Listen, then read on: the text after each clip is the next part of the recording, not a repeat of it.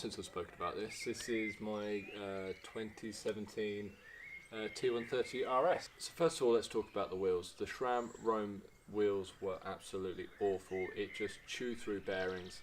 In fact, I think I went through the first set of bearings in 3 months, and that's not for any other reason than the fact that the sealing on them was not built for UK conditions. You know, you go out on a few wet muddy rides and those bearings were toast. So we've got some good old Hope hubs on there, we've got some Arch 30 rims, and obviously we've just, I've splashed on some nice decals there just to bring in the look and match everything up. I've done the same with the shock there, because I think this originally had like a grey decal on, and stuck that on there just to give it a bit more pop. Gone over to an SDG saddle. It's fine, does what it needs to do.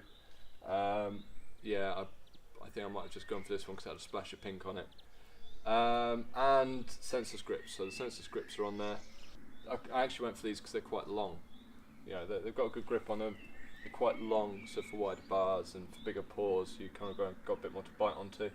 And I think I said last time in the last video, I'm running a turbine bar and stem on there.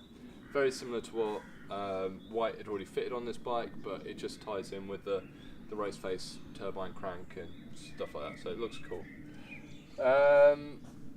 What else has changed? I fitted a custom bracket here for hiding my fabric keg, and because there's nowhere else to mount anything, so I've got bottle cage there.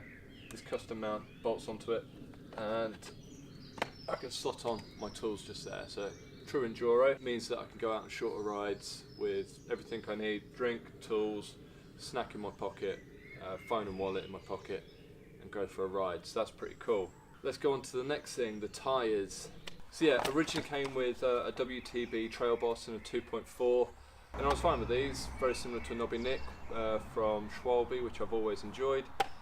Good trail tyre, probably a little thin, I think, for going out and out ballsy and rocky conditions. Suffered a couple of punctures on it, but I guess that's tyres.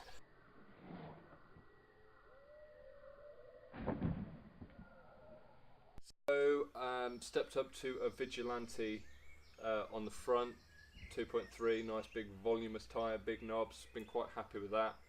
And Hutchinson Pro Helldiver Pro. The only reason I'm running this Helldiver is because it's the only tyre I could get at Hard Rock Enduro last year when I ripped a hole in my Trail Boss. So that's been a fine tyre, but again, it's suffering with kind of puncturing probably a little bit too easily and not sealing up that well. Probably just bad luck though.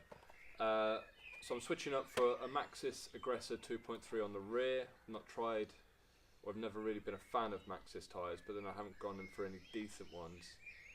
So we'll give these a go. This one's going to go on the rear, 2.3 on the rear. And now this is the 2.5 trail wide Minion DHF. Very aggressive tyre. It's got the 3C compound on it. Feels quite sticky. Feels quite soft. So fingers crossed this will be a good tyre on the front. Aggressor on the rear. Should be a nice all-round enduro tyre. I'm also going to switch up the rear cassette for the larger 46 tooth cassette, and we're going to probably drop down on the front to a straight up 30 rather than a 32 chainring. That's mainly because I've not been able to get as much training in this year as I would have liked through factors.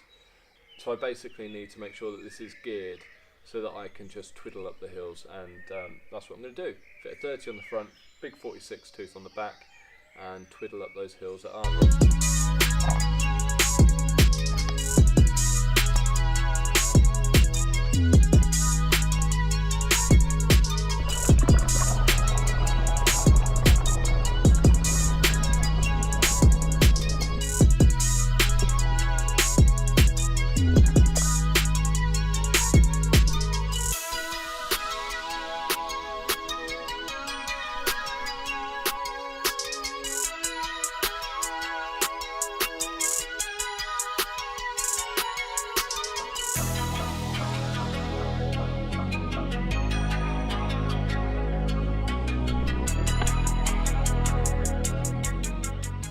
There we go, that's the follow-up on my Whyte T-130 RS. If you like this video, don't forget to hit subscribe, smash that like button and ding that bell for notifications on the next video, and I'll catch you on the next one.